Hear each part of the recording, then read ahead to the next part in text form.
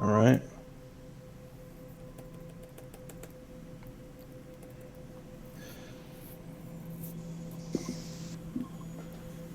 Okay. So, as you can tell from the poster, your team of hunters has been sent by the Sect to Europa. Europa is a moon. It circles Jupiter and it is encased in ice. The ice is covering the planet. It's 10 to 15 miles thick and sits atop a 40 to 50-mile deep ocean. It is in this ocean that humans and other races have built places to live and to work. These cities or outposts are most often found suspended from the thick ice ceiling, descending down into the ocean. There are a few deep water stations at the bottom, although these are most often used for research or things like mineral specific mining or even prison. The city of Astrofel is the largest city on Europa. Surprisingly, for such a remote moon and such inhospitable conditions, Astrofel has become a hub of culture and the arts in the solar system. On a trip to the city, one can expect to run into many of the galaxy's most prominent artists, thinkers, and creators. In fact, our hunters could not be traveling to a place more different than their first assignment. Where Dead End was a barren, borderline ghost town set in the wastelands of a planet nearly void of civilized society, Astrophel, on the other hand, seems to have been carved out of crystalline light, glowing in the water and reflecting off of the ice overhead, filled with music and beauty and life. Astrophel was originally created a long time ago as a scientific research outpost as humans expanded out from Earth. But as expansion continued and people other than scientists began to travel through space as well, it grew from a research station to a small settlement and on until eventually a small city had arisen, or rather descended.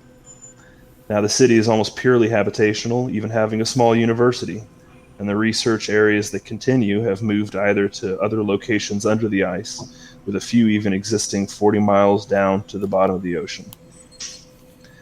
Astrofel popped up on the SEX radar when reports began to drift up through their network of contacts regarding strange activities occurring under the ice.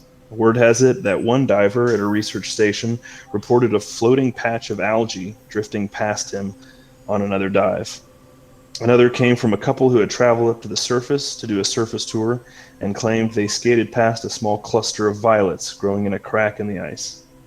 Most disturbing of all, however, are whispers that have begun to trickle in from scientists on the surface of human like shapes moving in and out of the mist. No one is sure what to do with these claims, though most assume they are hallucinations or illusions brought on by the elements, as such things are obviously impossible on a planet composed almost entirely of ice and near freezing water. However, these sound an awful lot like the work of one of the seven relics, so you are being sent to investigate. Your contact in Astrophel is a woman named Celeste Thibodeau. She is works with the government there, and she will be meeting you at the spaceport to help direct you where you need to go first. Um, Upon landing on the ice's surface, you will take a service elevator down through the ice so as not to draw attention to yourselves, and your courier will meet you upon your arrival at the bottom. All right. So you all come into Europa and you land on the surface. As you do, you come out into a small station. Um, in the distance, you can see the main landing station where tourists, artists, educators, and such come in. You're about a mile off at a much smaller little service station. Like I said, obviously a service elevator. And as you get into this elevator, you descend down through the water and see around you something that looks like it's out of a dream. Um, and it is the city suspended beneath a 15-foot thick layer of ice. At the bottom, you step out of the elevator and you are met by your contact there. As I said, her name is. Let's see.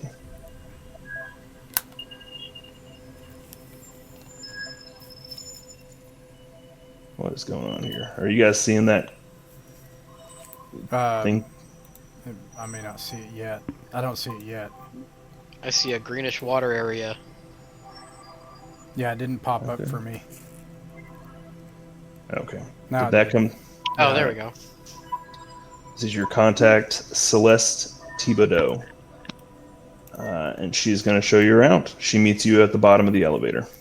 When we left the sanctum, did we know that Celeste was a member of the sect? Like, is she like a person that already knows about the mission and everything? So you don't know what her direct involvement with the sect is. All you were told is that she helps provide some information to the sect, and she is in some way, shape, or form connected. And if I would assume um, Joe's character, whose name is gosh, what's his name? He's listed in the journal on in roll 20. The hunter Jared and Aiden. That's right, Jaredin. Jaredin would have told you in the past, I think, that there are a lot of different layers of connection with the sect. I mean, obviously, all the way up from the priestesses and the priests, all the way down to, I mean, yourself, Vax, who was not in the employ of the sect, but you had that connection through Jaredin, and he would kind of just use you almost as an independent contractor. So you're not positive where she falls in that. You just know that she has some connection to it. All Uh, right. but does she know that we come from the hunting division, or did we come here on under the premise of some kind of cover? No, she knows you came for with the hunting division. Okay. So I would assume that she doesn't know what you all know, like why, like I would say the specific details. So I guess this could be helpful. I guess since it has been almost 2 months, a quick recap, just in case, since it's been a while.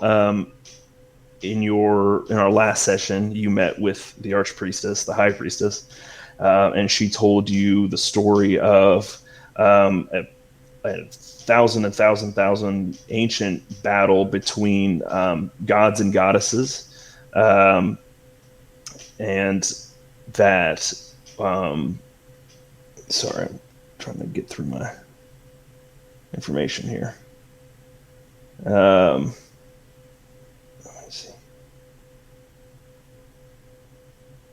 So, in that conflict, these 7 relics were thrown out into the universe and are now being collected again by Gumera in an attempt to regain power and eventually bring the entire universe under her power.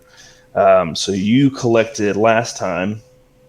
You collected the scales, um, and you don't know which one. Well, I believe I told you that you were going to find the seed this time.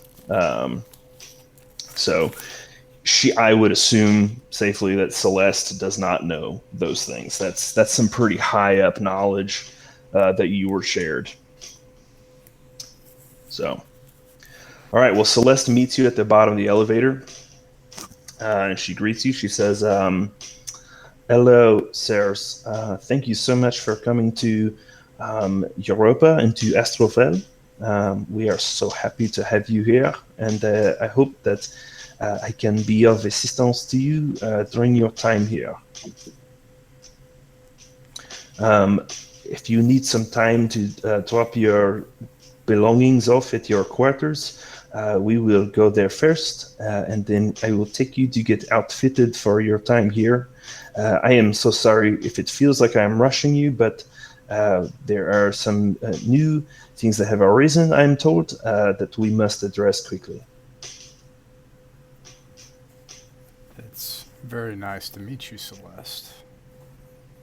You as well. I have only been told that we are being visited by hunters, but I do not know who you are. I would be more than happy as we walk to learn a little bit about yourselves, as you feel comfortable, of course.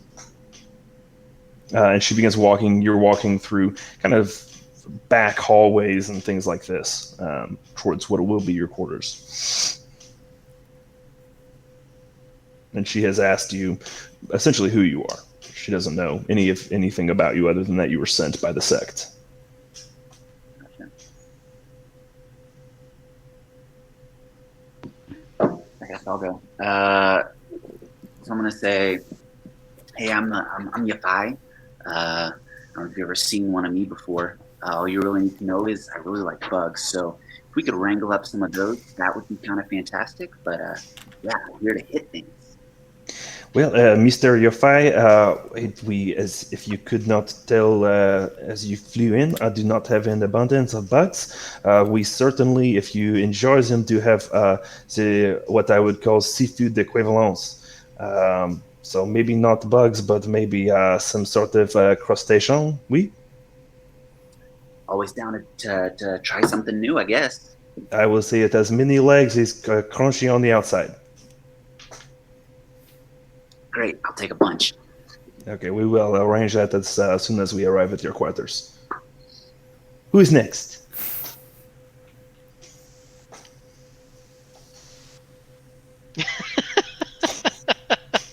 I was having a staring contest with him. I don't think it worked. There's gonna be no accents. Well, this is my accent. Sick is my accent. Yeah, it's husky and sexual. It's perfect. What are you talking about? This is clearly my flirting voice. This is clearly what I'm going to use to ask her to bed. I just say, I am Anika, and your accent is bleeding into mine because reasons, and Annika just says, I am Anika, and that's it, just curtly. Okay, it is very nice to meet you, mademoiselle. And I hope we can get to know each other a little bit better. See, now you got me a little bit Russian on the end there. Thanks, Sean. Sorry, I wasn't trying to. And you, the tall, mysterious, suddenly quiet one. What is your name? I think he like steps forward and I'm like kind of to an uncomfortable distance to her, and he's like, "My name's Vax. I hope that we get to know each other as well as we get the chance to work together." So, Miss Celeste, what has been happening here under the ice? She looks around. You can tell she's trying to see if anyone's listening. This is as you were walking up to your quarters, which is not fancy. It's you walk in and there's essentially 4 bunks. It's almost like if you were on a submarine, a military submarine, it would be similar to that. She says, "I will tell you more inside." And you walk inside, and she says, "This is not for uninitiated ears. We are trying to prevent any rumors or gossip from going around. It appears that we have started to find things here in Astrofel and in Europa that should not be here. We found plants growing. We have found algae. I don't know if you heard, but we have someone reports that they saw a patch of violets growing on the surface of the ice, which of course is ridiculous, but it appears that it is also true. And so I do not know the nature of these events or what could possibly cause them to happen, but you have been sent, I am told, from the sect to come help investigate this and help us find a solution." She said, so she's, if you don't have any more questions for her, she says, all right, so once you drop off your things, before you go, we are going to be traveling to meet your primary contact here in Europa. He is a scientist located on substation 3926H. Is quite a mouthful for a name, yes. But we will be sending you to meet him whenever you are ready. I will go wait outside, and when you are done, come find me, and we can go to get you outfitted for the surface. And she steps outside of the room. Okay, so we're in the room alone. Yep. No one can hear you.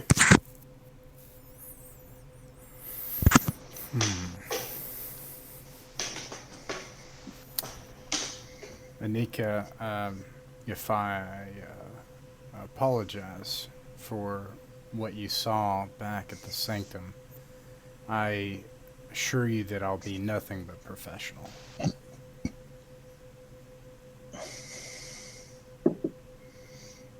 Man, listen, we all got our shit. It happens. Just I mean, as long as you got my back, that's all I really need to know. Anika is just like scoffing and smirking. Keeper, I leveled up. I think I noted this. I'd like to request to take a move. It's this one. If that didn't work. Oh well. I don't know if everybody can see that now. What are you putting it into? Roll 20. The keeper. There's a maybe it's that. I don't see nothing. Yeah, there we go. Oh, hold on just 1 second. I got a 3-year-old. I'll be right back. Alrighty.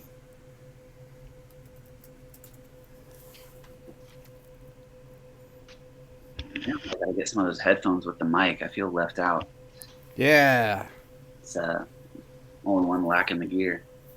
I've had this headset. This thing's really cheap, but it's lasted for. I've had it for 3 years, and I'm really happy about that. Except that for some reason it has this dongle, which is the weakest. It's the worst part of it. It has this big thing that always gets pressed, and it has a mute and a volume button feature. And for some reason, if I only plug it directly into my computer, it automatically mutes, and I can't turn it off. But I put it into this USB extender, and it works fine. I don't know. But Is it worth it to have like the headphones and the mic versus? I mean, I've just got it like on my laptop with the speaker. well, I think you sound great, but we have a game with a friend, and he's like in this room, and the acoustics in that room. I'm talking about Mason, Sean. Like, I thought you were talking about Kyle. I can barely understand. Well, Kyle has background noise, but he can just mute. No big deal. Like he has kids in the background. But Problem is when he likes to walk away and he forgets to mute. Joe does that. No, listen, Joe's the worst, Sean. Okay, Yeah, first of all. they both are. They're that. both bad. I get that. But Mason, there's nothing he can do about it. And he doesn't have a mic. And so he's in this room, and it just like sounds like when he's talking. And I'm like, Sure, I can't understand you, Mason. Yeah, I already bought him dice. The headset's on you. He rolled so many freaking ones in a game trying to hit stuff with magic that I was just like, dude, what's your freaking address? And I sent him like a bag of 70 dice or something from Amazon. Or like 7 sets of dice. I made one of the stupid mistakes as a dungeon master, and one of my players, I kind of made the chosen one, even though there's literally a chosen one in this game. That's a whole other thing. But in Dungeons and Dragons, I don't think it works well. You never want to have a player be like the player. There's a lot of pitfalls, but I did. And it was the first time she'd played Dungeons and Dragons. It's not my girlfriend, by the way. It was the other person in the group. And I gave her this magic bow, and it was this kind of like, hero's journey story, Luke Skywalker, whatever, King Arthur. And she kept missing. So she had this epic bow, and I'd set her up for these epic moments where it's like, okay, here you go. And then she'd miss every single time. And it's just like, oh my God. And then the other characters would end up beating whatever big bad it was. I mean, that sounds like a hero story to me. The hero who can do nothing and except find people who can do stuff, and That's then true. try like them. Yeah, that one. That's true. It's like Empire So Strikes Back. It's not the hero she wanted to be, but it's still a hero story. There you go. It's a kind of hero. Yeah. Shit, that would have been the perfect time to go get a soda. You can go get a soda, Sean. I'm not I'll gonna be right tell you. back. That I'll apologize ahead of time. That may happen a few more times this evening. She I think is so tired she won't go to sleep. So we'll just roll with it. It's part of life. Her mom's been out of town for a few days, so I've had her for about a week straight. A little more than usual. I got no problem with that. Okay, I'm reading what you said here. It's not for mechanical reasons. And if you want to modify it, and I'll send this, I'd be down with this just as an example. Just like as an Okay. example.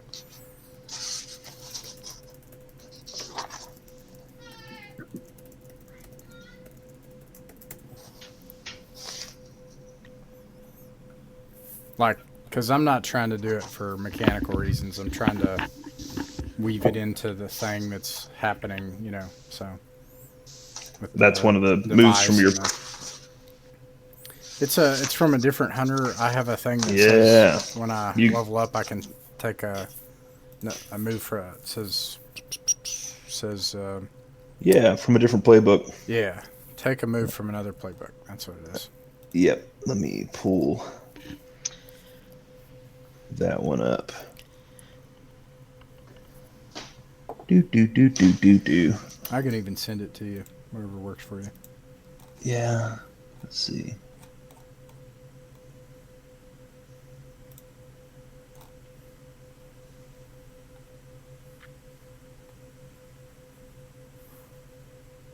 Okay. Are you just want to RP that out? Yeah, or I mean, we could like put it Perfect. on ice, until later, and then. But I'd tell you, I would like to be surprised. I would rather not know. I don't know if that's possible as the player and the hunter, but to like not know. But I Yeah. guess it's weird though because it's a collaborative storytelling thing because I had to pick it. Like it's not like you picked it. Right.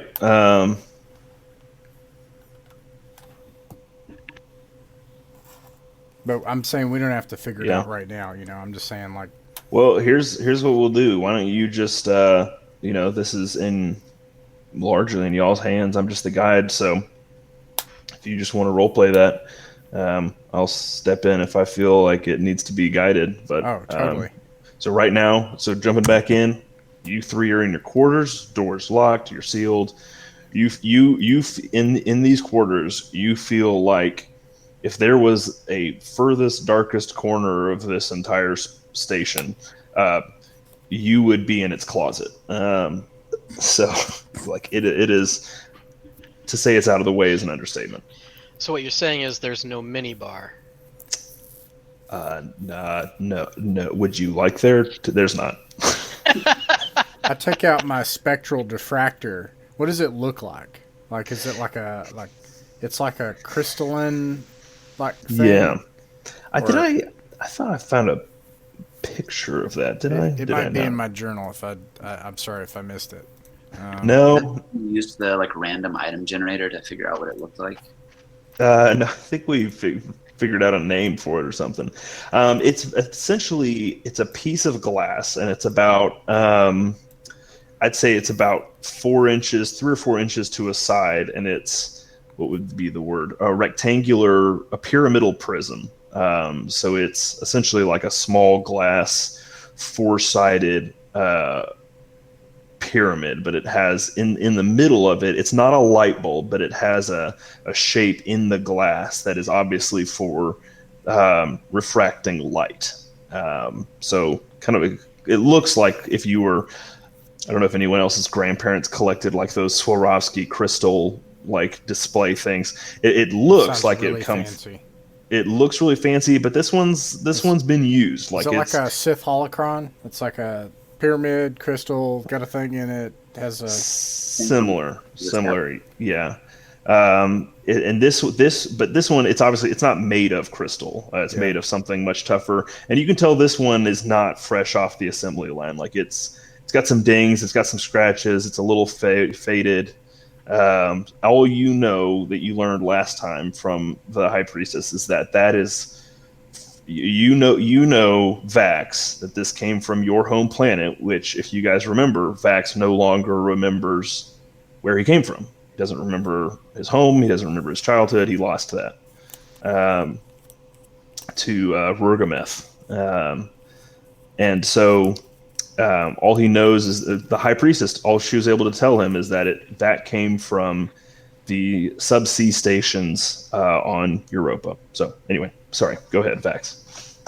I think he takes it out and he's like thumbing with it and he cuts himself on it on accident. And his thumb starts to bleed, and he's like, um, I may not. We may encounter someone here that. Well, there may be other things that we have to contend with here that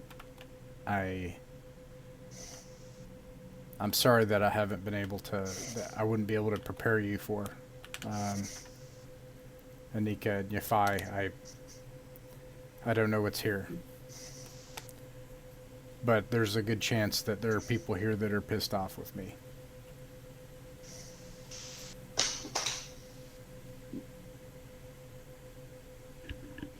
So we make with stabby. Okay. Well, I'm ready to find the scientist and take a look at this plant life. All right. So do you go out and find Celeste?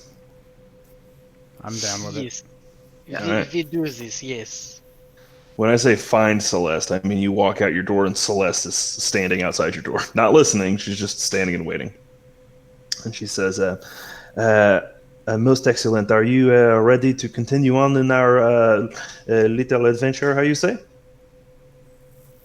I think so, Miss Celeste. See. All right. If you will follow me to the quartermaster, you are going to spend a little time on the lovely surface of Europa, and there are some things that you need. And you all go to the quartermaster. Once there, she outfits you with everything you need for the surface. So you have just general, snowsuits. You have snow goggles, obviously, to keep you from being blinded, and things like that. And then packs for all your stuff. So you guys are now ready to brave the surface of Europa. I didn't realize it. So Europa has been partially terraformed, and the surface is okay. So you don't know what's on the surface yet. You were filled in. Okay. You're welcome to ask Celeste for more information on that. All you know is you have seen from a distance the city of Astrofel, and it looks very similar to what you see here on the picture on your screen. Okay. So you all get in an elevator. It's a long elevator right up to the surface, and you're sitting there riding with Celeste up to the surface. Celeste, are you from Europa? Why, yes, I am, of course. My parents were originally from Earth. They were university teachers in Paris. But when the university at Astrofel was founded, they were asked to come teach in the arts there. So I, yes, was born and raised here on Europa. I am a native through and through. What other sort of problems, if you don't mind me asking, and it seems like a lovely place, but what other sort of problems have you faced here, apart from strange plant life? Oh, well, the problems on Europa are what one might expect for a city that is suspended in 40 miles of frozen water. the general repairs, the degradation of the city. There is not really much natural life here on Europa due to the conditions, or not any that we have found. If there is, it is far too deep for us. We here at the surface, it is really other than trying to stay alive in the inhospitable conditions. Is a relatively safe place, safer than one might assume. So there aren't issues here with, and he's looking at his refractor. He's like, there's not issues here with crime or unrest, or there aren't people issues. Oh, well, we of course have our occasional petty thief, um, but no, it is very well managed here as the government keeps us safe. We elect them and they take care of us. And other than that, we have small holding areas where we can put petty criminals. But other than that, I have no reason to believe that we would have any major crimes, at least not in Astrofel. Perhaps at further outposts, there are certainly seedier corners of Europa itself. The moon is not perfect after all. But since they are able to very thoroughly control who comes in and out, we have not had anything major, or at least not that I have heard about. And as you finish that conversation, as you're saying that, the elevator comes out at the top. Thankfully, you already had put on your snow goggles because the light is almost immediately blinding. And you step out of the elevator and are greeted by a grizzled, very haggard old man and he introduces himself as Odmund Bakken. You should be able to see him on your screens. The first thing you obviously notice about him is that he is missing an arm and has been replaced by a mechanical one. And you can tell that he has spent quite a large amount of time on the surface of Europa. He comes up and sticks out his mechanical arm for you to shake and introduce himself. He says, "Hello there. My name's Odmund. Happy to meet you." Who shakes his hand? I do, but while I'm shaking it, I'm ignoring him talking, and I like hold it closer, like inspect him. Oh. He laughs at that and he said, "Oh, nothing to be afraid of. It's just my arm. Lost it years ago to the frostbite, and they were kind enough to give me this one in exchange." Well, it's nice to meet you, Odmund. And you as well. I've been told by Celeste here that we're going to be taking a quick jaunt across the surface. Now, Celeste, you said where are we going again, Celeste? She says, you are taking them over to meet Kai at substation 4926H. He says, "Oh yes, of course. Well, if you'll bring your stuff with me, we'll go ahead and get you loaded up." You guys take your stuff over, load it in.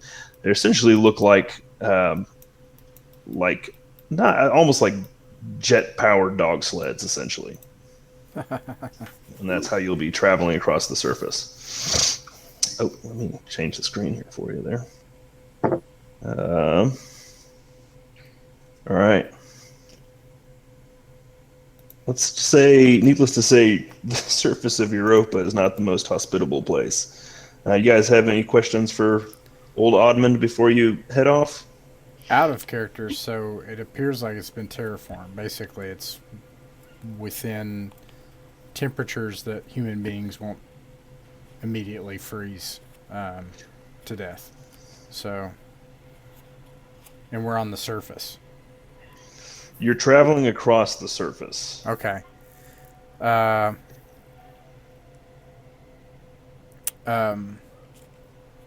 Yeah, do you guys have any questions? Sorry, I don't want to hog it. Now, all of those questions can be asked in character as well. I'm sure Odmund or Celeste would be more than happy to answer them.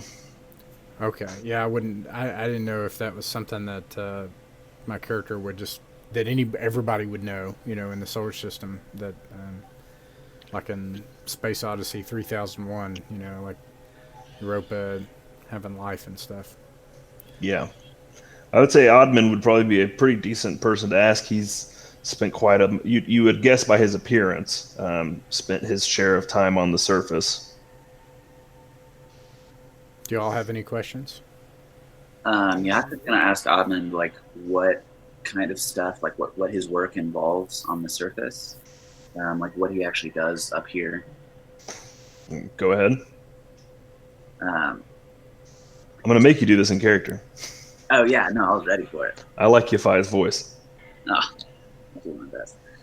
So yeah, I was gonna say, hey, so listen, what do you actually do up here? I mean, it doesn't seem like there's really a lot going on. So I mean, you've got to have something to do. Well, little fella, and I don't mean any offense by that. I've just never seen anyone like you before. But we're glad you're here. Happy you're here. Happy you're here. He's uncomfortable now. um, he says, well, there's not a whole lot goes on the surface, Europa, to be honest. Out here, it's pretty inhospitable. We really only come up here for occasional transport in between stations. The stations, as you know, are all drilled into the underside of the ice. And so we sometimes occasionally travel from station to station here. Most travel for guests or patrons goes on underwater, but we like to stay out of their way up here. So sometimes we'll go across the surface of the ice, and then of course we do a lot of tours up here. People like to see the surface of the ice. As you can tell by looking around you, and you see a lot of things of kind of like what you see on the screen. These like weird shapes coming out of the surface. Not man-made shapes, just like strange structures created by the ice. He said, "I'll tell you, after living and working on this moon for some time, you think you've seen it all, and then you see something else." He said, between the wind and the cold, and then the moon itself. I don't know if you knew this, but the moon itself flexes due to the fact it's made mostly of water and orbits elliptically around good old Jupiter over there. Points off in the sky. He said it makes for some weird things out on the ice. Weird things indeed. And he kind of drifts off for a minute. Weird like what? Oh, just funny ice sculptures and structures and stuff like that. But well, nope. Me myself, I just help take people out on the surface and occasionally transport things from station to station. Which is, of course, today you. I'm going to be taking over to the substation. I'm told. Meet good old Kai. I think you're going to like Kai. He's a good fella. Kai. Anything? Oh, sorry. Go ahead. Nope. Go ahead. Kai. He's like utterly freezing and he hates it. Kai is a professor. Oh no, he's a scientist. He's a scientist. Works over at one of the substations doing research on the water and the ice and such. Way above my head, I'll tell you that. I'm just a farrier myself. No, he's a scientist. He's one of the lead guys, actually, I believe. Works over at the substation 4926H. How far ahead is that? Oh, it's not far. It's about 10 clicks. We'll be there in no time at all. 10 clicks. So you guys hop on your good old skiffs there, and you're going to take off across the ice. As you drive, I mean, it is facts. You were correct in your initial feelings. It is just a brutal, inhospitable place. You can see quickly why they have chosen to build under the ice as opposed to on top of it. Everywhere around you, the ice is just shoved up into these spires and spikes. Constantly, you can hear cracking off in the distance, and it just seems like a hard, inhospitable place. but also just incredibly beautiful in its own way. Like far more crazy than anything you ever would have seen on Earth or many other places. So as you're driving across, in between, some occasionally you'll see outcroppings and stuff like that. And I imagine no one's probably talking much, just trying to stay warm. Celeste didn't come with you; she went back under the ice. Um, and you're traveling along, and you see Oddman starts to get a little nervous. And he's looking around and starts to drive a little bit faster. You look around; you can't really see anything around you. Is everything okay, Oddmond? Certainly just trying to beat the clock here. Don't want to be out on the surface any longer than I have to. You can tell he's lying through his teeth. He's this man who you would imagine has seen probably just about anything. Seems to be a little bit shaken. So you're driving along, and as you do, you start to see you're starting to drive through these outcroppings. Give me just 1 second. Let's see.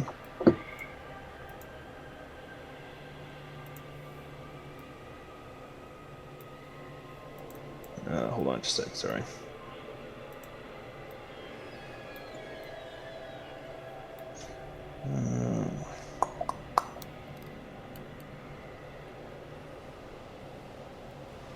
All right, call that. All right, that's going to be Oddmond right there. All right, so you're driving along. Suddenly he stops the sled and gets off. And he's peering off into the mist. And you can't tell as far as you can see, it's just snow. He can obviously see something that the three of you cannot. I'm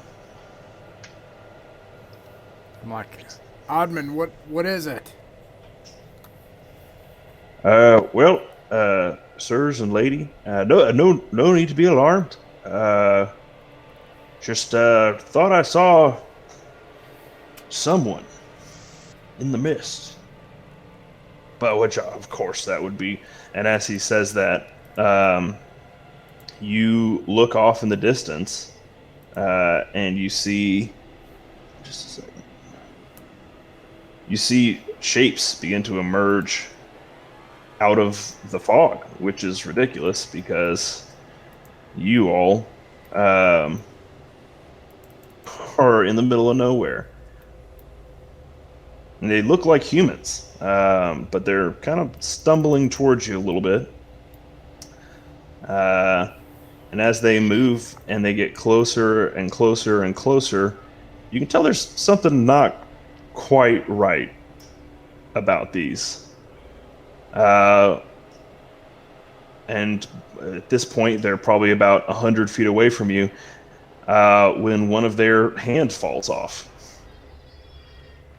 And they're stumbling towards you, and suddenly Oddmond himself goes and grabs a gun out, and he says, I told you to not be alarmed, but I'd say it might actually not be a bad time to get alarmed. And you can tell as they start to move towards you that these, at one point, may have been humans, but they no longer are. Yeah. Vax gets his hunting rifle out of the sled. Can I roll to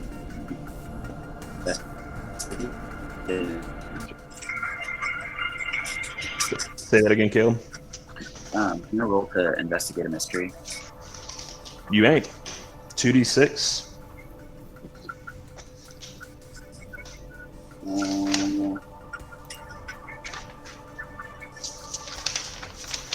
That can be 6, so nothing. Let's see. So that's a failure. Let me see. I'm going to find my... All right, there we go. All right, so yeah, you're not going to find anything out about that. All right, so they're moving towards you. What do you all like to do? I'd like to try to act under pressure to bring down some terrain to slow them down. Okay, you can roll for it. That's plus cool for you. Can I help him out with that? Well, yeah. Let's see what he rolls first, and then if you need to, you can try to help out. I apologize. So it's always 2d6. Always 2d6, and then for you, you're going to add your cool, which is plus 1. I got a 13. Damn, all right. So you completely succeed on that. You said you were doing act under pressure. What were you doing? Act under pressure to try to shoot down like stuff to slow them down and cover them in terrain and scree. All right. So yeah, so you I have a hunting rifle. Right. So you shoot your hunting rifle and you knock a small avalanche off. And as it comes down, it does cover, bury, and kill one of them. And the three of them continue to move towards you guys. I'm noticing that there's no, like... I have to cast a wall close to me. It doesn't say how wide I can cast a wall. So, like, can I just, like, do this and cast a whole wall here so we can, like, see what these things are? That's your wall spell? Yeah, like, can I do... Like, there's no limit. Like, as long as it's close to me, that's close to the front of me. It doesn't say anything about how wide I can make it. So, yeah, can I just do that from side to side so we can, like, inspect them? Yeah, so it's a magic barrier close. It's gonna give you some protection. It says it's close, which means like they don't have to be in arm's reach, but I see what you're saying. You'll do okay. Yeah. So yeah, so I'll let that slow them down for a little bit. Okay, and then well, so they come up against this ice wall and stop. Yeah, straight up ice wall. Yeah. Okay. So I figure that way we can like eyeball them at least. Right. I don't have character control. Oh shoot! Let me do that. Sorry.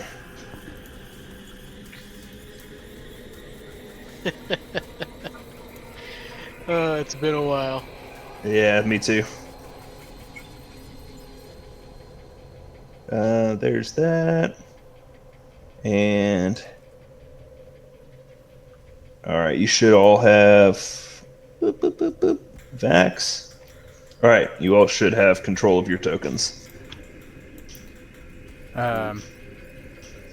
Okay, so we have a wall here. We can collaborate to try to investigate stuff about them, right? Is that what we're gonna try to do? You can. I'm gonna say that wall is not gonna hold for a super long time. You can. They're coming in as hot as they can shuffle their way towards you. All right. I know I want to investigate a mystery on them. Okay. Roll for it. All right. 8. Did you what's your modifier for that? Is sharp? Sharp. So 8. Your sharp is 2. So 10. So 10. Okay. So on a 10 plus, hold 2. You can ask one of the following questions. Do you have your questions picked out, or do you want me to read them? I have them in front of me. Okay. You get to hold 2 of those. Based on looking at the state of the corpses, like I'm assuming they haven't like decomposed, but the way they're moving, they don't appear to be alive. Is the feeling I'm getting. So based on the state of the corpses shambling at us, that I assume they are, can I tell what happened here? And I guess this kind of bleeds into, well, let's see. So yeah, so what happened here? So you see these at some point were humans. You can tell, like, some of them are wearing jewelry. They have the remains of snowsuits on them. Some of them do, some of them don't. But they, like, all you can tell looking at them is that they are like very frostbitten. There's decay. There's some decay there. and you can tell that they're no longer alive. Like they're not like possessed humans. They're just not But there's no alive. like wild animal bite marks or something. They're just people who died and came back. Like there's no Yes. obvious cause of. Okay. Then my second question is, I'm gonna kind of reword one of the questions. Is there something being concealed here? So what is being concealed here? Yeah. So what is being concealed here? Let's see. I'd say what I can give you on that is that I'll tell you this. These are not humans that were like mind controlled and then died. Like they're obviously dead. You can tell that by looking at them. Like there's no life. These were dead. These were corpses when whatever it is that gave them life or gave them power or whatever came in. Okay. Sorry, go ahead, Sean. Oh no, I got the 2 questions. That's all I got. Okay. So did I see one of those things get crushed under the ice? Yes. Can I see any part of it left, or is it like totally covered? It's totally covered. Dang it. We have a rocket sled. They don't. Let's mow one of them down and try to take it with us and then get the hell out of here. Okay. Fair point. I'm gonna say that will be a kick some ass roll. Well, let me see. Hold on. No, I'm gonna say that's gonna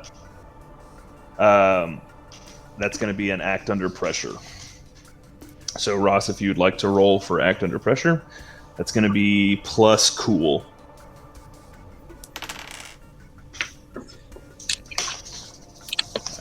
Five. 5 with your cool added to it. Oh, sorry. No, Your 7. cool is plus. Your cool is plus 1. I don't know how I got 5 out of that. It's a 4 and a 2 and a 1, so that's 7. 7. Okay, so 7 to 9. I, as the keeper, am going to give you a worse outcome, a hard choice, or a price to pay. Let's see. So it works, but there's going to be something bad. Yes, it hypothetically could. I will say this. You can grab that sled, but if you do, old Oddmond here is not close enough to you to get on the sled before the creatures get to you. So you can go. Can we play It's it gonna- like this? Like I'm looking, like we get on the sled, all of us make it. Oddman is like shooting, trying to reload, freaking out, and we're like, the goal is we can mow one of these things down, and if I could grab it, we could take it and go study it and maybe figure out what the hell's going on, right? But then we see that Oddman's back there, and it's like, shit. And then we have to let it go, and we have to go get Oddman. Yeah, so as you begin making this decision, the creatures they burst through the wall that Anika had built. So you can get your sled, you can mow down. I'll say the sled has a GPS on it, so like you'll still be able to get to the substation. And you can mow down, you can grab one of these things and get out of there, but you will have to leave Oddmond.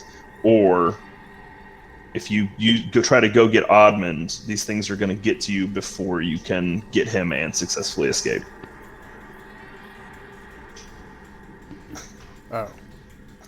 I mean, if we have a obviously GPS. Obviously we have to fight then. So. What? Well, No, why do we obviously have to fight? Because if we have to either leave Oddmond or else we have to. We either Yeah, have to but leave him, or but he's and saying- he'll die. He will die, or we can stay and fight. That's what I got out of that. Is that correct? Well, Is that yeah, a but we don't need him to get where reduction we're of that? going. So in that case, it's safe to leave him if we want to. That's all I'm saying. Oh no, Vex wouldn't leave him. You guys are gonna have to make a decision and make it quick. I mean, I would. I'm gonna pull out my gun and shoot one of them. So you're getting off the sled. Yeah, I'm not gonna leave. I'm not gonna leave Oddmund. I'm gonna try to. So narratively, Oddmund obviously is something is bearing down on him. Otherwise, it wouldn't make sense that we can't get in. So I pull out my gun and I blast the thing. All right. So there's 3 of them left. You're gonna. Try to save him. Yep. Protect him. Okay. And I got a 10. Okay. So you can take +1 forward or give +1 forward to another hunter. You can inflict terrible harm. You can suffer less harm, or you can force them where you want them. Can I knock the thing out of the way and then we can get on the sled? So let me say this. So you guys are, let me set this up better. So if you guys are right here, Oddmund had come over here. He was, I think he was trying to flank them or something. You can't really tell, but he's far enough away from you, and there are 2 of them coming up on you guys, and 1 has split off and is going towards Oddmund. So you can get on to kind of just to reframe that. If you guys get on your rocket sled and split, you don't you can either get on the rocket sled and get out of there and leave Oddmund. If you try to help Oddmund, or if you took the sled and went over to get him, they will be upon you before you can do that. Okay. And I inflict terrible harm then. Okay. Which one are you shooting at? The one on Oddmund. Okay. So let's see, what's the damage on your rifle there? Well, I was using my 9mm for that. It's Okay. 2 harm. 2 harm. So you're going to do 3 harm? Okay. So you all but obliterate this one. You knock a big chunk out of it. It's still moving slowly towards Oddmund, but you can tell it's on its last leg. I want to read a bad situation. Okay. Well, hold on just 1 second. Let me grab something here real quick.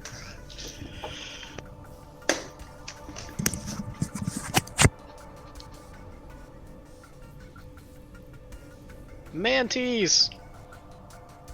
Oh, Yafai is going to rip these things apart. He's going to do a Chewbacca on it. Start ripping arms off. It's But taking. they're not goats, they're humans.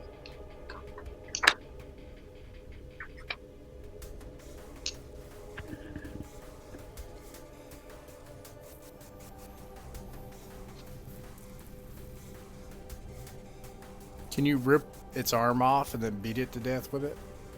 That would be amazing, and I'm definitely gonna Or try. a thigh? An entire thigh? Yeah. I wonder if he'd let me do that. I mean, this is a story-centric, collaborative storytelling, cinematic RPG, right? We could do crazy shit, I think. True. Makes sense. I also just remembered I can fly. I completely forgot about that. No, you Yeah. can't. No, when we upgraded, one of my options was take a move from a different playbook. So I found a move that was literally just fly. I can fly. Can you pick one up and do the thing where you just Drop them? drop, fly up 1,000 feet and throw it in the air? Well, dude, you'll have to tell me what to roll for this. Can I fly over and pick one up and then hit on the other one so they both go down?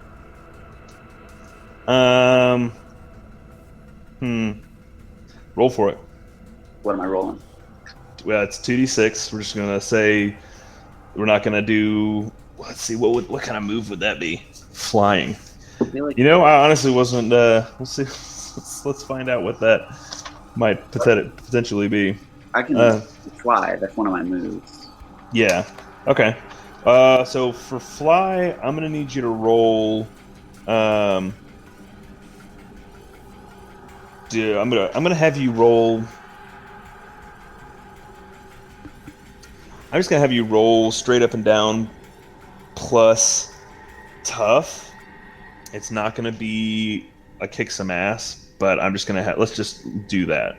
Okay, just to see if I can like pick it up and drop it on the other one. Yeah, do the same thing. 2 to 6 is a failure. 7 to 9 is a mixed success. 10 plus is a success. Dope. Plus tough. Plus tough. Damn it. 6. Wish it So, didn't. so that's a failure. So what's going to happen is you fly over to this monster. You try to pick him up. And not only do you fail, which monster were you trying to pick up? I was gonna pick up. Wait, are there 3 left? Yeah, this one, and this one. Okay, I was gonna pick up this one and drop it on this one. Okay. So what happens is you fly over to pick him up. He grabs you out of the air and throws you down, and then is gonna attack you with his hands. So he's gonna do. What's your armor? Do you have any armor? I do. I have. Let me look at my notes from the last session. I have the Assless Chaps of Agadon. God damn it! I forgot I gave you those. So what's the armor stat on that? That's just a 1 armor. A 1 armor. Yes. Okay, so he ends up inflicting. Oh, sorry, I should establish this. All you guys were completely healed since the last mission, so all of your harm is back to 0. Cool. So he grabs you. You're flying through the snow. You lose track of him for just a second, and suddenly he comes out of nowhere. He's gonna grab you, throws you down in the snow, and then just rakes. They're not fingernails, they're like claws, but it's the fingers of his bone that have come through the flesh, and he rakes it across your face and inflicts 2 harm. I don't like it. Mark experience. Wait, mark experience? Yeah, you completely failed a roll, so that's a total failure. You get an experience point for that. Dope. And now you have these creatures in between you and the other hunters and Oddman. Okay. Can I just pop up and swing back at him? You can. Let's move on. If anyone else wants to move, it's not turn based, but if anyone else has something that they would like to do. I wanted to read a bad situation while I can. Okay. Oh shit. That's You're rolling 6. Plus sharp on that, so that's going to be... Yeah, plus sharp. Thanks God. So you got an 8? Yes. So you get a hold 1. Alright. My curiosity has me asking, are there dangers we haven't noticed? No, just the 3 rotting creatures trying to kill you. Okay. I'm good with that. You want to do anything else on your... not your turn, but right now? I'm gonna, step away a little bit, and, I'll I can't step away. Everything I do is close range, so I'm gonna blast the one in front of me with, kick some ass real quick. Okay. I guess that use magic. Which one? Kick some ass or use magic? Use magic, because that's how I kick some ass. Because I'm magical. Okay. So roll plus 9. weird? Yeah, that's a 9 including my weird. Okay. So you get... It works imperfectly, choose your effect, and a glitch. Let's see, that's... Do you have your effects and glitch list? Okay, so it's 3 harm, plus it's restrained. Not sure how that works, but a glitch, okay. So use magic. Let's see. That's going to be different if you look at the use magic, and I'll let you redo this if you want. The use magic. If you look at the effects, you can either inflict harm with that. You can enchant a weapon. Oh, those effects. Okay, yeah. I was thinking my effects from my element. If you want to cast a specific spell, then I think that would be like using a weapon for you. So I would put that under a kick some ass. Do you want to do that instead? Well, I think it still falls under like. Oh wait, combat magic falls under kick some ass. No, that's right. Yeah, I gotta. Okay, yeah. Can I try that again? Yep. No, go ahead. Okay. But you get a roll plus weird instead of tough, if you. Yeah. So that's 7. So I still kind of pass, I think. 7 plus the 2. 7 including the 2. 7 including 2. Yeah. No. Okay. Yeah. So that is a partial success. And then it's 3 damage plus restraining. Or 3 Okay. harm. Okay. 3 harm on the one right in front of you. Yeah. Okay, so very similar to Vax's attack on this guy over here. You see it blows some chunks out of him. And he is going to, as that happens, he kind of goes down on one knee and then picks up a rock and just hurls it at you. What's your armor? Do you have that? I think it's 1. Okay. So he's going to inflict 2 harm on you as well. No.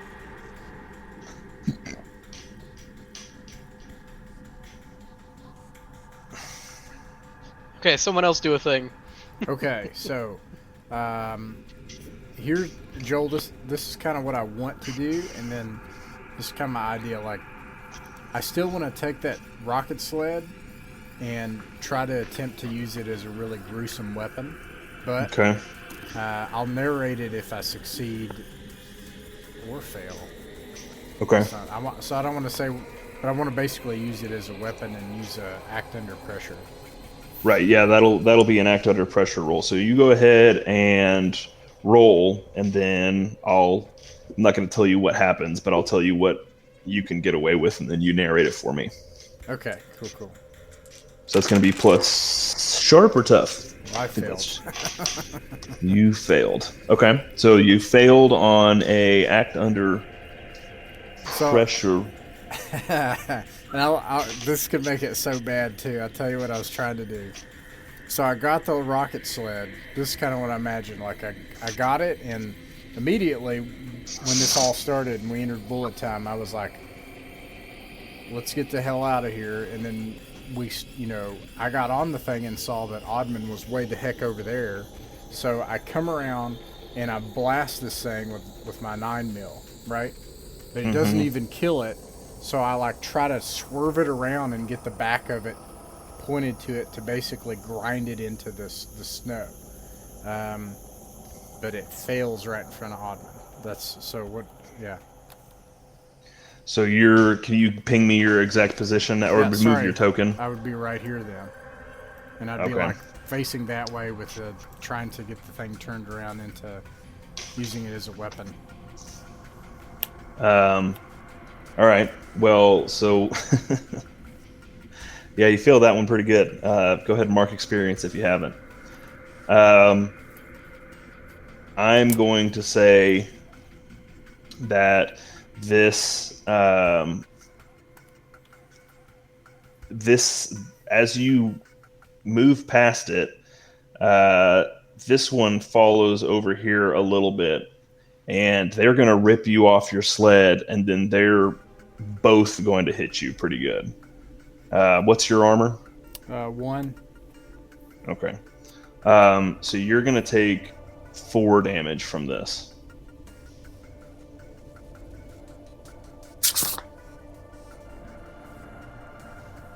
Can I try to protect him? Yeah, protect someone.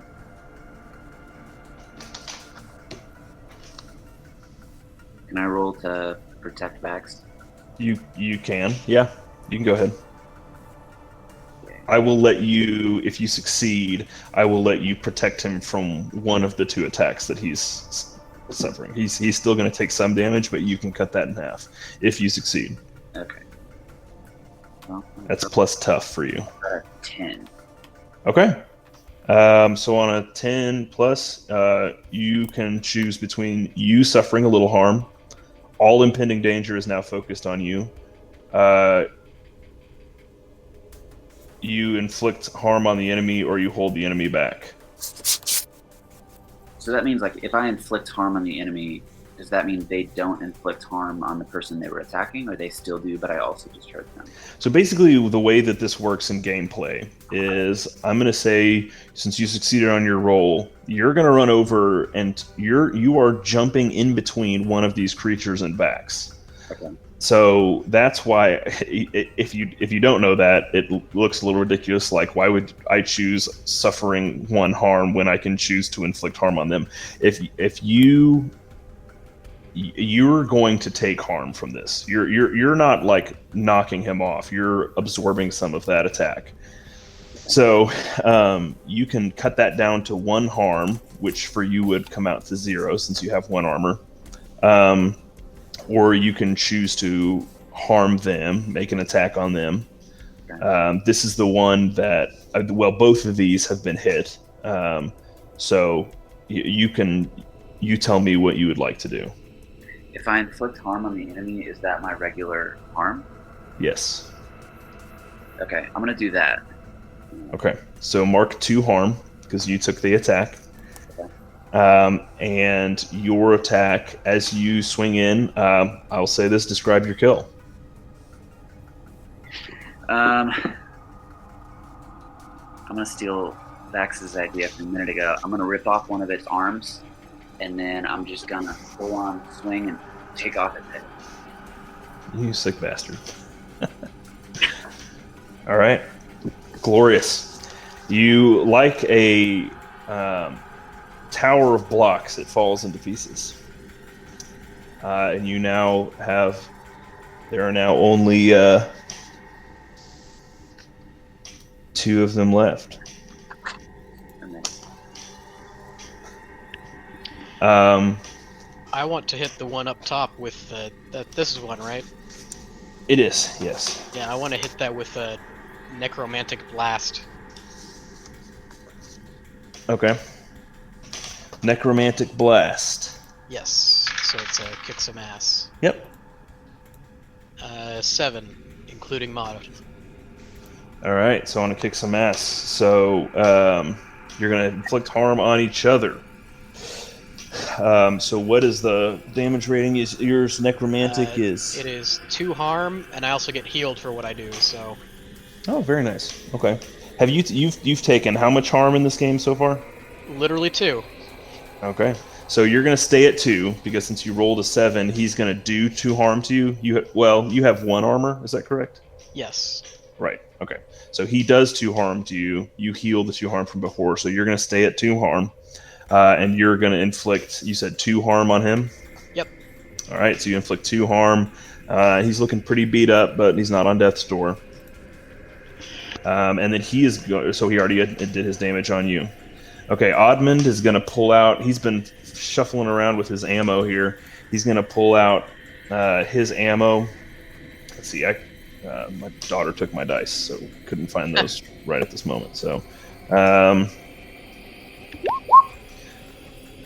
so he rolls a 6 on that and completely fails. So you see him get slashed. And he gets hit by this one right over here. He's okay, he's not on his knees or anything, but he's got a pretty good. It seems like it slashed him right across the face, and you can see that his left eyeball is not doing as great as it should be. I'd like to try to find some sort of object, like if there's anything torn up, like a jagged piece of metal, and try to drive it into the ice with this creature through their leg or their gut or something, and pin it down to try to help Yafai to give them a bonus to their attack. So you want to help out? Mm-hmm. So help out is something you will roll if he makes an attack and he needs 1 more to either make it a success or make it a total success, then that's something you roll after his roll. But if Yafai wants to make an attack, then I will, of course, allow. That's absolutely fine if you do that. I can attack it. Okay, so you want to roll kick some ass on that? Yes. plus tough. Actually, for me, that's one of my moves is that I can use weird instead of tough for kick ass. Oh, amazing. Okay. I forgot you had that. So that's a +3 for you. I got a 'Cause you're 7 weird. to help. Weird. Yeah, so that's a 10. What'd you say? That's a 10. Okay, so you rolled a 10. Okay, so you're good. So you get to choose an extra effect. You can take +1 forward or give one to another hunter. You can inflict terrible harm, +1 more. You can suffer less harm, or which is not an issue here, or you can force them where you want them. Can I inflict terrible harm, which would make Yeah. it 4? Yep, you do, and this thing vaporizes. I mean, it's in hundreds and hundreds of little small parts, just bones and flesh and frozen parts all over the place. All right, so you got one more. Who wants it? Can I real quick roll use magic to try to heal one of my harm? I'm unstable. Yes, you Oh, can. no. Okay. That's gonna be another 10. Perfect. All right, so magic works without issues. Choose your effect. You want to heal one harm? Okay, you can mark one harm off. Lovely. All right. I want to take my butter knife of lesser restoration and like poke it gently into my wound All to right. get my one heal. Okay. I'll let you do that. Man, I'd forgotten the names I gave some of these things, and it makes me so happy. Tag it on. All right. Who's next?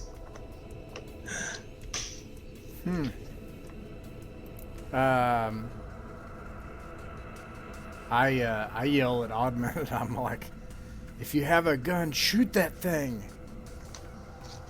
Odman is gonna. He puts another round in his repeater, and he. So he rolls. A 7 plus his 2 is a 9. So he does. You see, he lines up this shot. He drops to a knee, and fires, and it kills the thing. It explodes into a bunch of pieces. But as it does, this knocks a rock loose, which comes down and lands right on old Oddman's leg and breaks it. So he's looking pretty rough, pretty worse for wear. He's got a fucked up eye. He's got a crushed leg. But you all have successfully killed all the old zombies. That's not canon; they're not zombies, but you've killed the bad guys. Okay. Woohoo! Run over to check on Oddman and see if I can get the thing off of his leg. Try to stabilize him. He's not like flattened by it. He's just it just rolled and pancaked his leg. So he will need your help getting to the sled though. Try the same spell to try to heal him from one harm. Okay, well roll for it.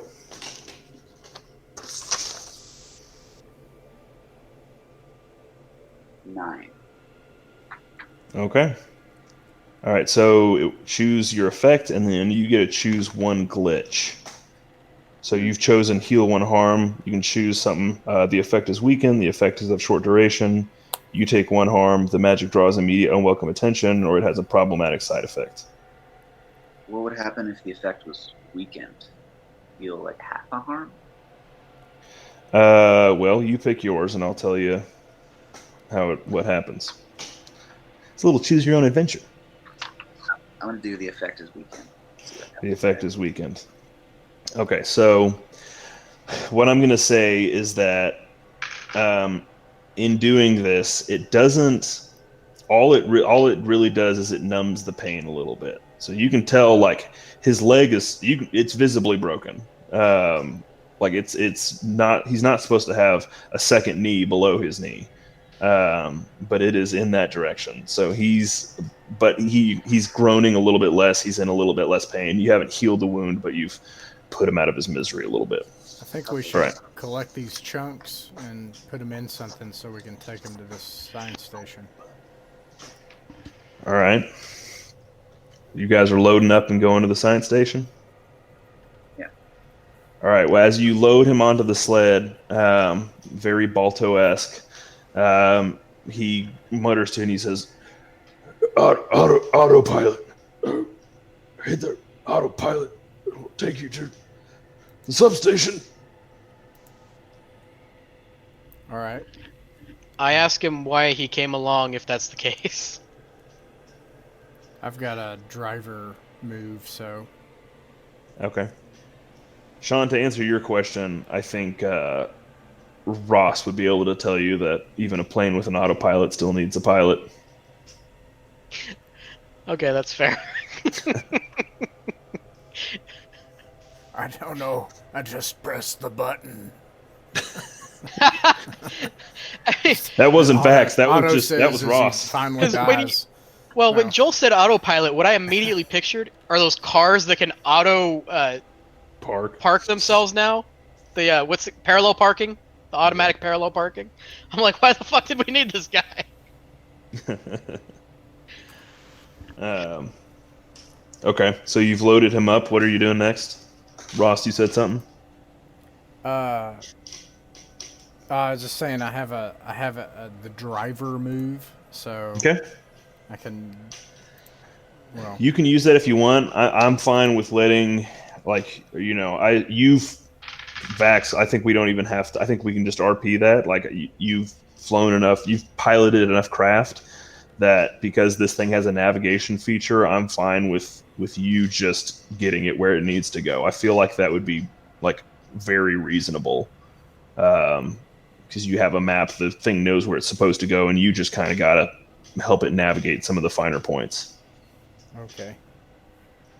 You've piloted more than your fair share of spacecraft of various sorts. Okay, so you guys get old Oddman on this sled. You take off into the snow, leaving behind the shattered corpses of 4 who the fuck knows what. Wait, no, as you pull up to we 3, got I them, believe right? Ross wanted to bring one with. Well, they were chunks, right? I was just saying we need to. Yeah. Didn't they fall into chunks? He yeah, I wanted mean samples. they flew into body parts. Well, I think we should take some. I mean, I've still got the arm I used to like. There's that. For science.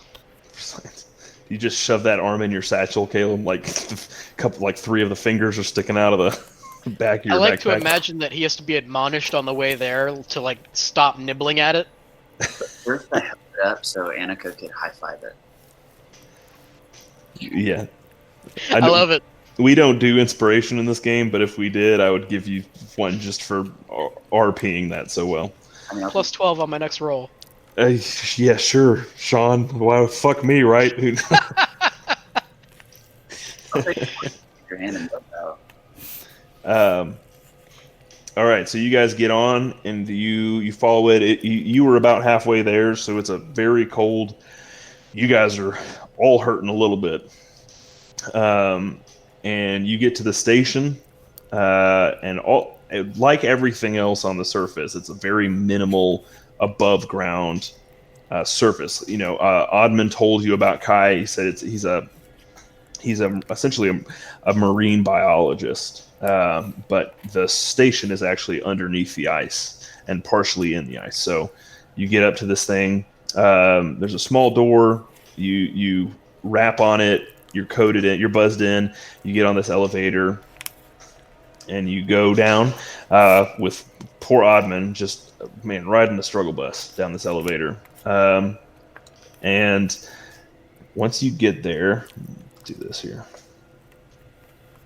You're going to get to the bottom of this elevator and you walk into it's very small. I'll say this. It's very, very cozy. Little station. If you think, I don't know if you guys have ever seen like the kind of the Antarctic bases that are just very, essentially habitation and some labs. And that's what you all are kind of dealing with here. As you walk in, you see this fella here walking up to you. And he says, what in the goddamn fuck happened here? Oddman, what's the matter with you? And Oddman is very shaky and says, it was monsters, and just passes out. And Kai says, well, I've seen Oddman better before. Would any three of you care of filling me in what the fuck happened up there? I point at our resident monster more because he's holding the arm than because he's a monster, but if there's a misunderstanding, I'm not going to correct it. Now, if this is the monster that Oddman was talking about, I'd like to know, second question, why you brought it inside with you? I'm going to hold out the hands, not my hand, but For a shake? And I'm just going to say really seriously, monsters. Kyle, he's just like disbelief that you're joking right now. Like, looks at the hand, looks back at you, looks back at the hand, looks back at you, and then smacks the hand out of your face. Smacks the hand out of your hand. Says, "Get that shit out of my face." Yeah. Now, samples. I'm going to say this. Get that I'm corn going out to say of my this, face. and I want you to listen to me clearly. You have 10 fucking seconds to tell me what's going on before I tase all three of you and leave you on the surface. I'm going to very quickly step back and then behind Vax. Now, Kai Lau is a scientist. He's a botanist, is a marine biologist. You wouldn't guess that by looking at him. He does not look like your standard scientist. He's a big boy. He comes in at about 6'4", 275 pounds. Like he's a thick sumbitch. And right now, he's very clearly somebody you should not fuck with because he's not in a great mood. I'd like to use Grifter to try to get him to basically calm down. I cast wall around myself. So I'm gonna say, remind me of your grifter feature there. I can ask you the question, what will convince this person to do what I want, and you have to answer honestly, but not necessarily completely. I mean, it's as simple as like Kai is like and you don't know this yet, but Kai is a shockingly intelligent person. You're not going to play mind tricks on him. You're not going to smooth talk him.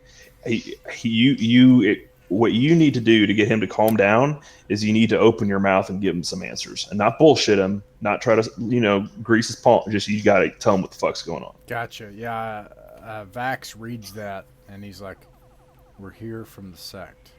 We're working with Celeste and others. We're the ones that are sent here to try to investigate what's going on and help you. Okay, that answers part of my question. Now, why is my good buddy Oddman here passed out on the fucking ground? There were 4 monsters. Used to be people that were out on the ice. We killed them, but they almost killed us. And Oddman barely made it. We have chunks of them with us. Monsters, you say? Well, they were people, but they were inhuman, doing things that people cannot do. And taking more rounds to the chest and head than most people can take. Well, you probably would have thought in this moment that Kai would laugh at you or think you were idiots. For some reason, he seems to be listening. He says, huh. Well, why don't you grab Oddman? Let's get him somewhere comfy. And you guys are going to haul good old Oddman over here and just put him in one of these quarters. All right. Now, just a second. Let me.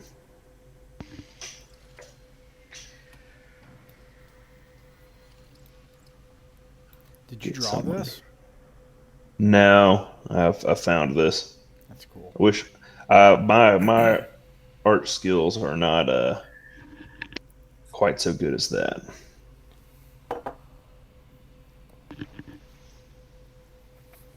We're just gonna have to find a fill-in token for old Oddman here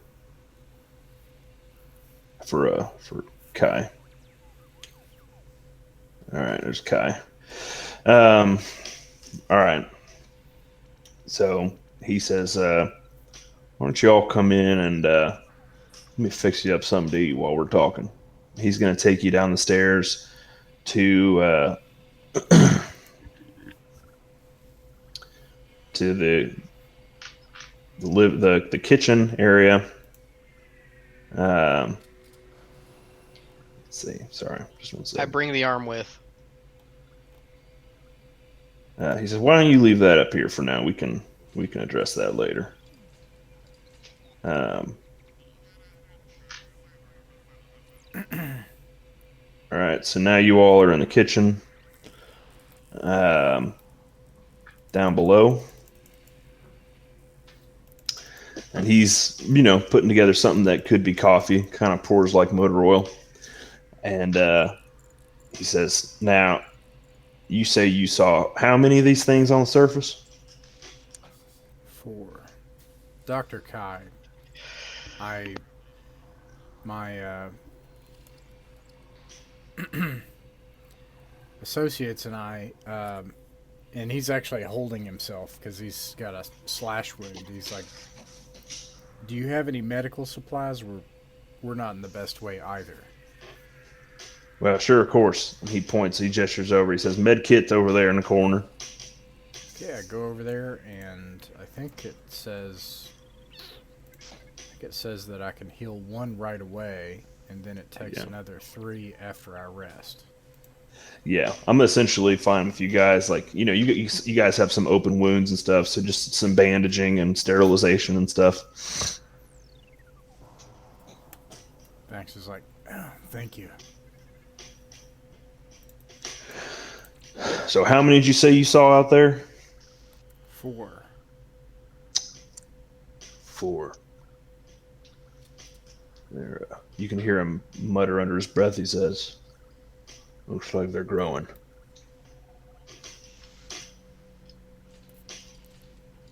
We've tried to help you and answer your questions, Dr. Kai. Can you answer some of ours?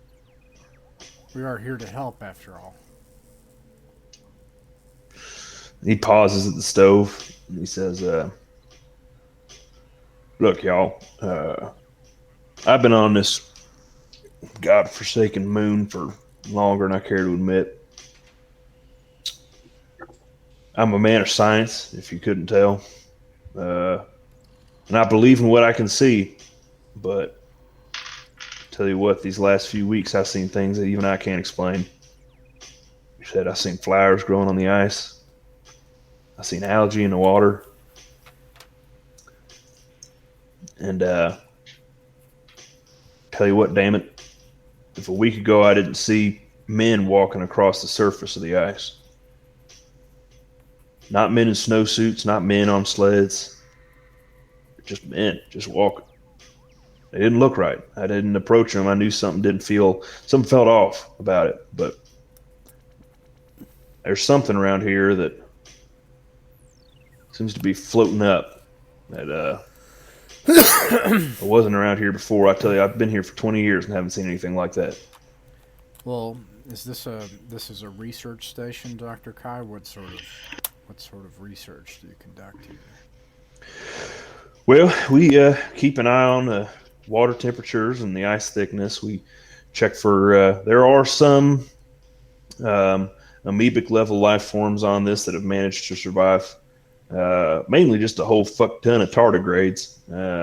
Believe it or not, they made it here too.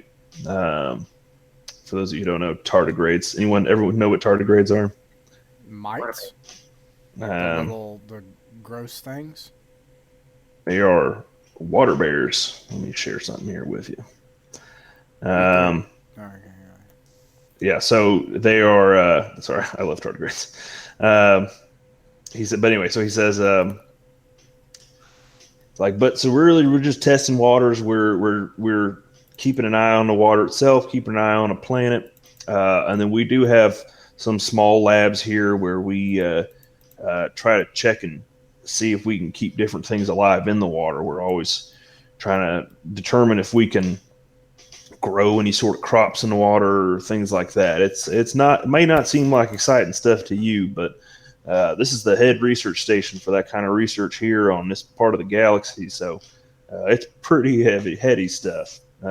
We get to do some cool research. So I've been here on this station for about 6 years now, running this sort of research. But again, it's mostly just been us and the tardigrades. Um, Have you detected any anomalies or significant changes in the past several weeks? um, Not in the water itself.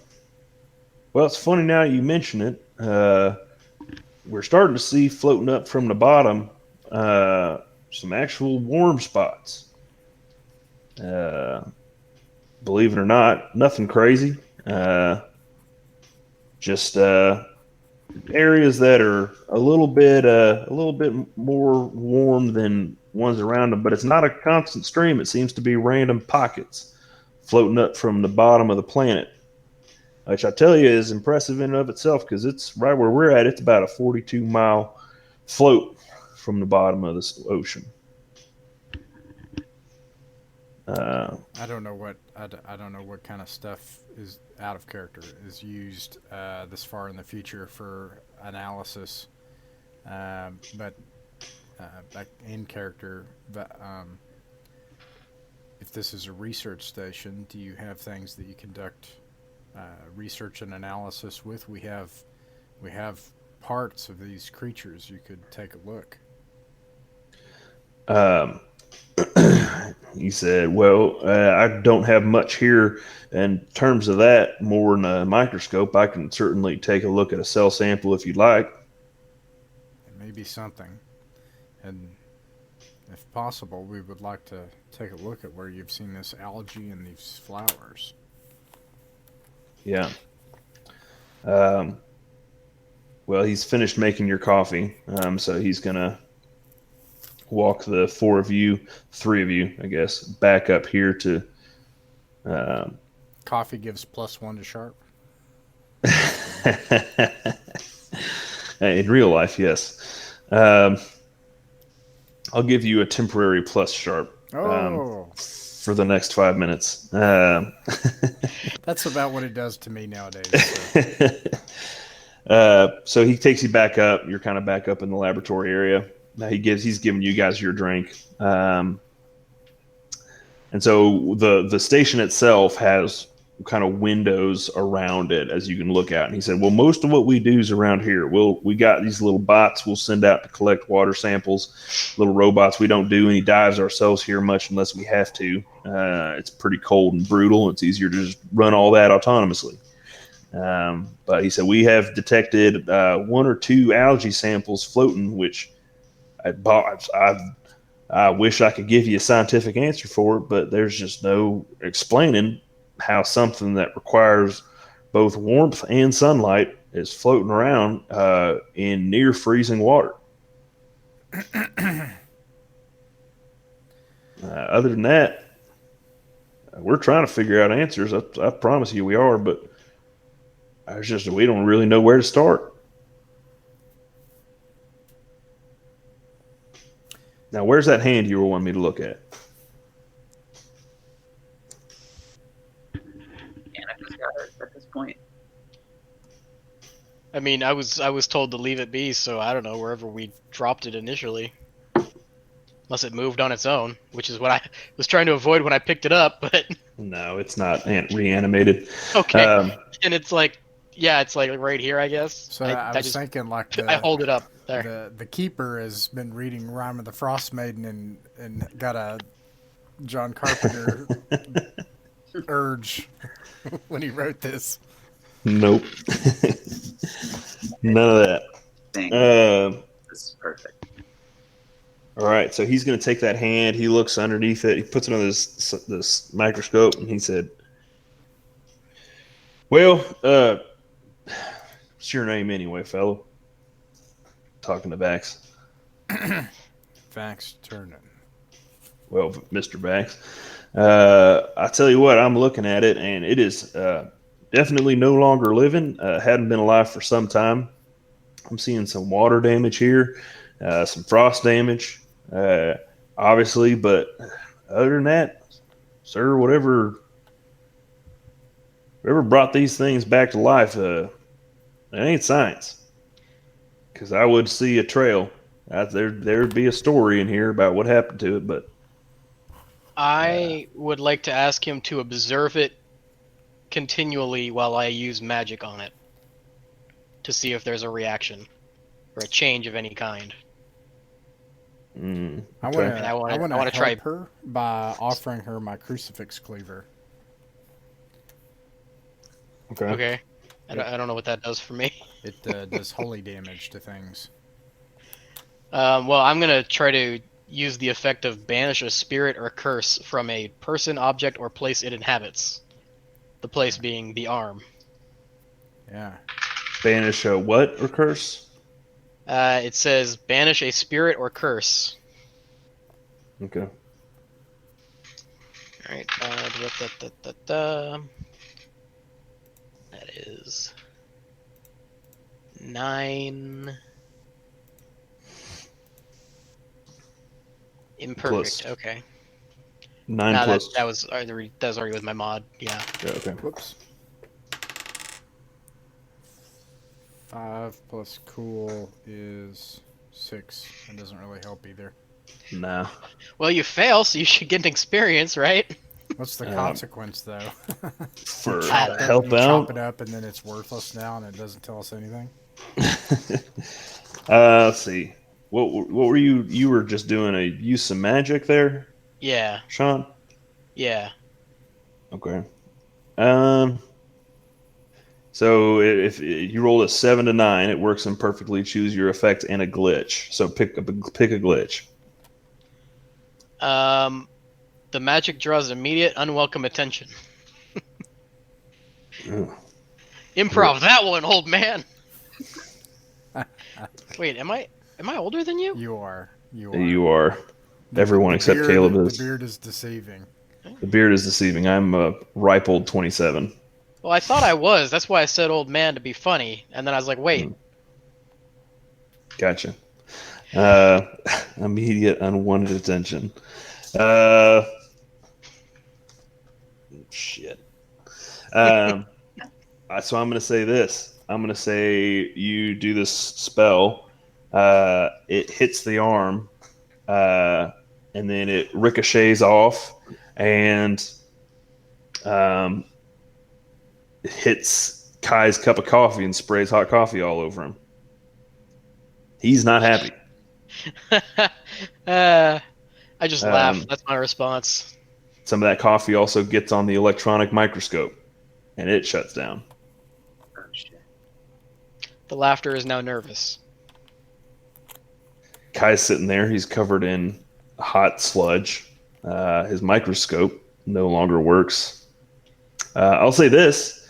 When your spell hits the arm, it goes from being mostly intact to what you would expect from kind of a necrotic arm that had been rotting for a while. So there was something holding it together, and when you banished that, it fell apart.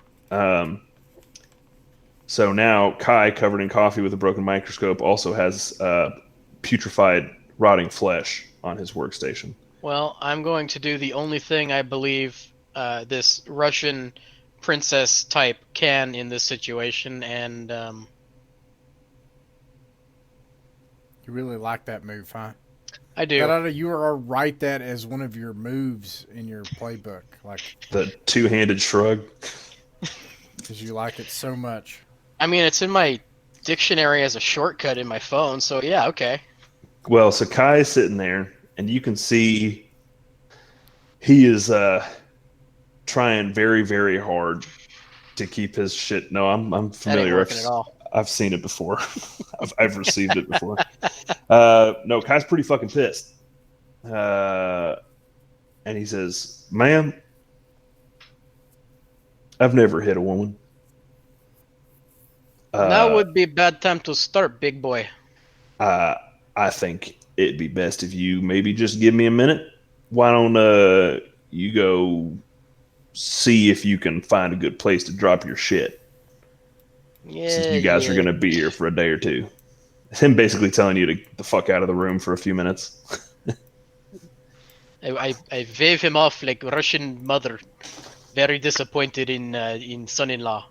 Vax is like, I think that as he walks off, I think someone could benefit from some anger management courses. I ice wall the door to the room I picked. Really? Uh, You just go in there and do that and slam, click, shut? he doesn't give a shit. He's not gonna do anything. He wants to keep his shit together. And you did just like he's a well respected Oh no, like yeah, I'm not doing it for defense. I'm doing it to be petty and draw attention. well yeah it checks out. No, he just needs a little space while he keeps his shit together. He's like, well, and he calms down, pulls himself another cup of coffee, and wipes himself off. Kind of looks at the microscope quickly enough to realize it's going to take a little more work, but he says, "All right, well, that was weird as fuck." Looking at the hand that is now dissolved, he said, "I don't really know what to tell you, except, well, what's that now?" And he's looking at it. Where some of the flesh had rotted off, you see the wrist bone has poked through, and there is a small, almost imperceptible series of crisscrossed lines that look to have been almost tattooed or burned into the bone themselves.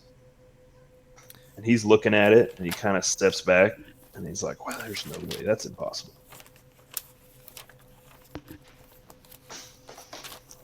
Crisscrossed lines? Just like it's not anything that you could perhaps nail down, but it's just a marking. It's a series of markings. It's not like a barcode, but you can tell it's Look kind like of that? no, it's not that. But good guess. Damn. All right. Okay. Well, Sort of semi-unrelated question: does snow fall on the surface of this moon regularly? Yes. Because I'm wondering if it would be possible to. So we know our route between Astrofel and the substation. Hmm. We know where they attacked us. I'm wondering if it would be possible to follow their tracks and maybe kind of backtrack and figure out where they came from and get some answers there. I would say it would be unlikely. If you asked Kai that, I won't make you RP that, but if you asked Kai that, he would say between the wind and the snows and the shifting, like you wouldn't be able to, like if you walk forward 100 feet, you're unlikely to be able to find your own tracks. And if there was a storm moving through, like if you remember, when you tried to fly and attack that guy, you kind of lost him in a bit of a flurry. And so there was a storm moving it through at the time. So now any tracks would be covered up. they don't have multi or hyperspectral imagery in several hundred years from now. They wouldn't on a station this size, at least not on a scale you could use for that. Like they would have that in their microscopes, but it wouldn't be like something portable you could use. So far, all you have is this basically bones and puddle of sludge with some markings on it that seem to have stood out to old Kai here. Dr. Kai, I think that we need to try to make our way to this site where you've seen these flowers and algae. We need to try to get there as soon as possible. I think you're right about this not being a matter of science. Well, he said, I'd take you, but we collected the flowers. We got them right down here, growing in a terrarium. Uh, and as far as I can tell, it seems to be pretty randomly where they're popping up. He's like, now I'll tell you this. Uh, the thing I can't figure out, and he's pointing at the wrist bone there with the markings on it. He said, there's no good reason why this hand should be on the surface of the planet of the moon. I can't figure out how it got there.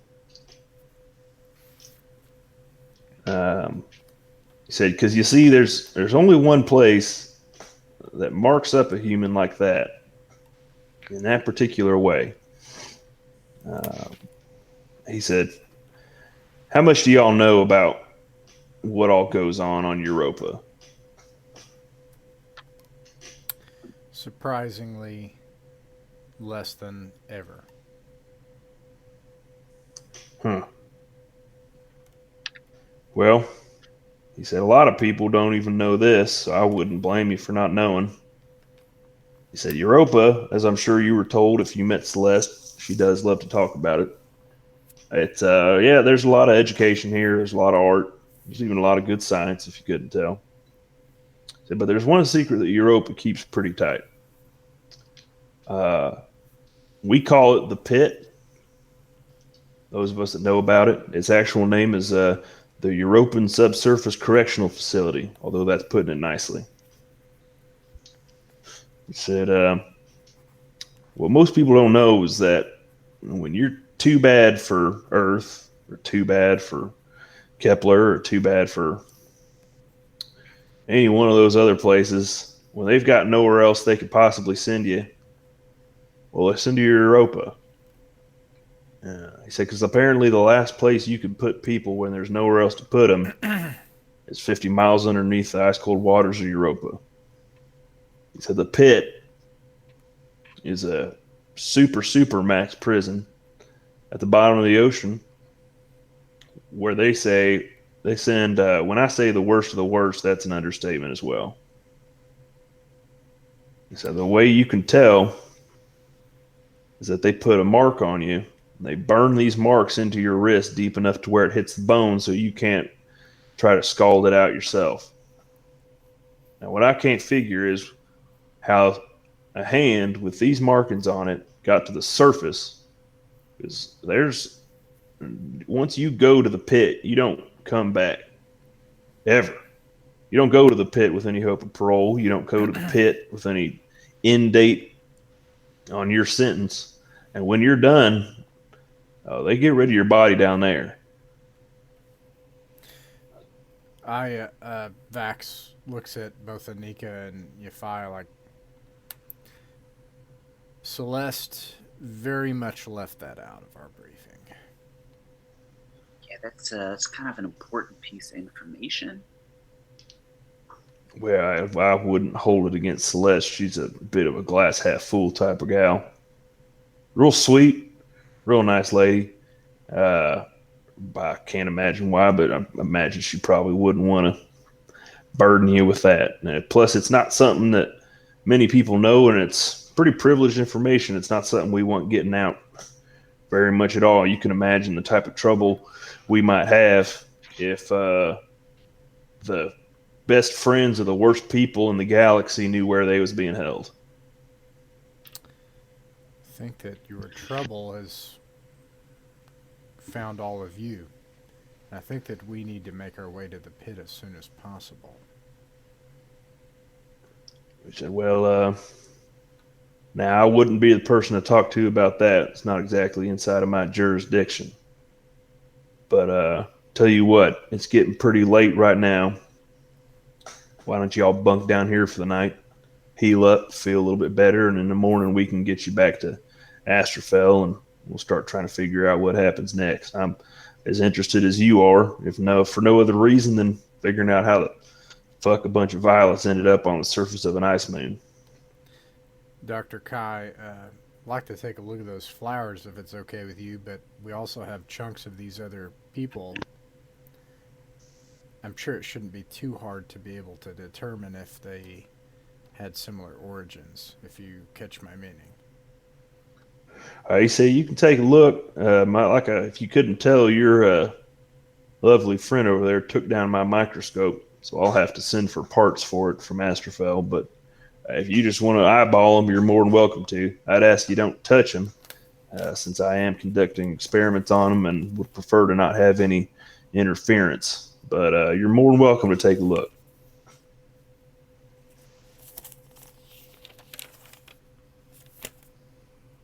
So you walk into his lab. I mean, he's got, sure enough, it's a little bundle of violets. He's got them growing suspended in a kind of a hydroponic system, since they obviously don't have an abundance of soil on a planet composed entirely of ice. But he's got them growing in a little tank of water there, and sure enough, that's a bunch of violets. Which I don't know if many of you, uh, you definitely would not know what a violet is. Anika, you probably know. They had violets Yes, back on Earth. because I am from Earth. Yes. Yeah, Vax, you might have seen some in your travels, but uh, again, you probably can't remember anyway. Yeah. So they're normal flowers. Yeah. Normal flowers, yeah. Yes, I confirm this. Yes. All right. Guess we have to hit the rack for now. Yeah. So you guys are going to bed down, and in the morning we'll get you on back to Astrophel. I'll be going with you. I need some of those parts as well. So you guys are going to bed down and heal up, and that's where we'll end our session for the day.